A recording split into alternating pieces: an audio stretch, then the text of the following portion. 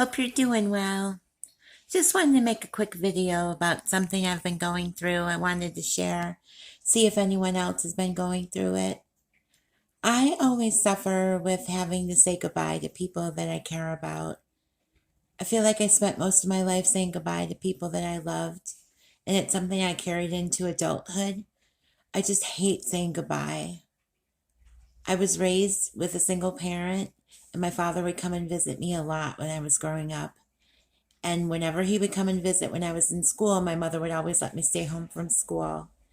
And I would be able to visit with him. And then when it was time for him to leave to go back to Florida, my mom would always send me back to school. And then when I would come back from school and he'd be gone, I would just be crushed.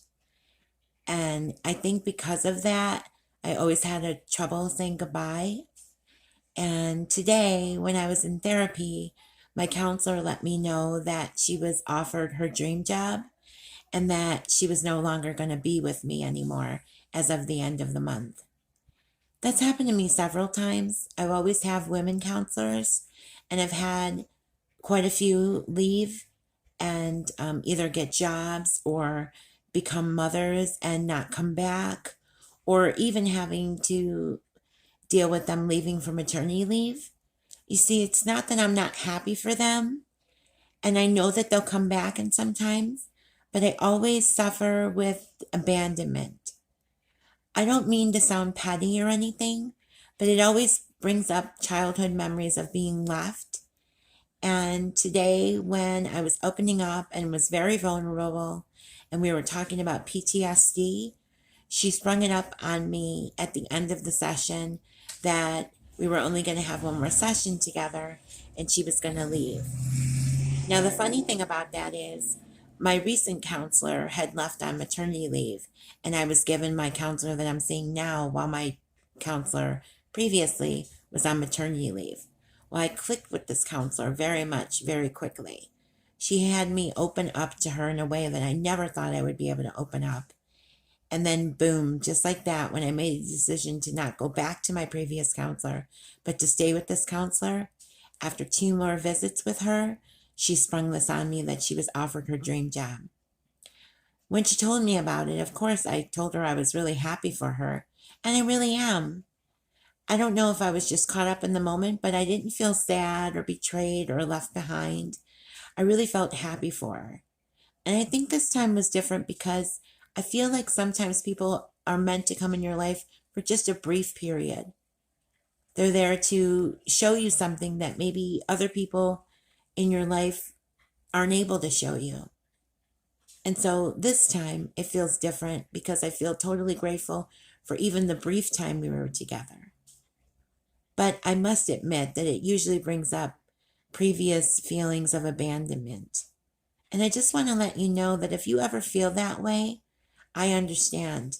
I've gone through that most of the time of my life, and it's really hard to differentiate whether they're leaving because they have to or leaving because you feel like you've done something to make them want to leave you. I think I'm finally turning a page in my recovery and therapy that I know that it's not personal, that life brings people in your life even for a brief moment, but they're there for a reason. And now, more than ever, I think I'm ready to embrace change. Now, it doesn't mean that I'm A-okay with it. The good thing is my previous counselor is willing to take me back. I'm not saying it's not going to be an adjustment, but I think this time more than ever, I'm ready for it.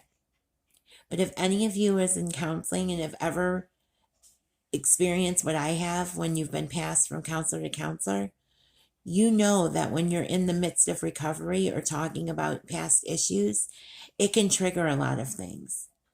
And I'm learning in counseling and in my women's group with dealing with my PTSD and my bipolar that it's not personal, that it's just life. Life doesn't come with a script.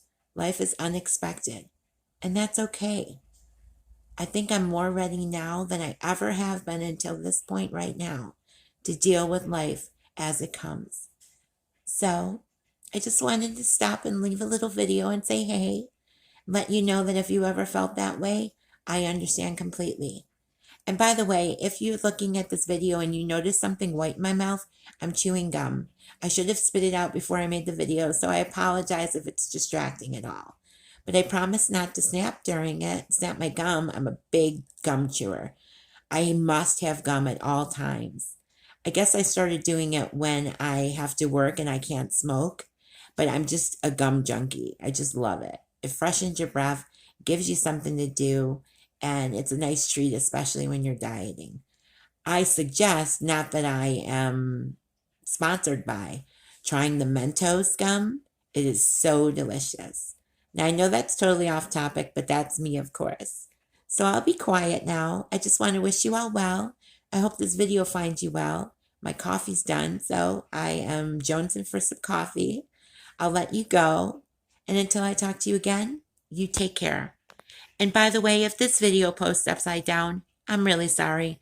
I don't know what's going on with my phone. I need a new one, but my funds will not allow it. I wanted to try to make a video full screen,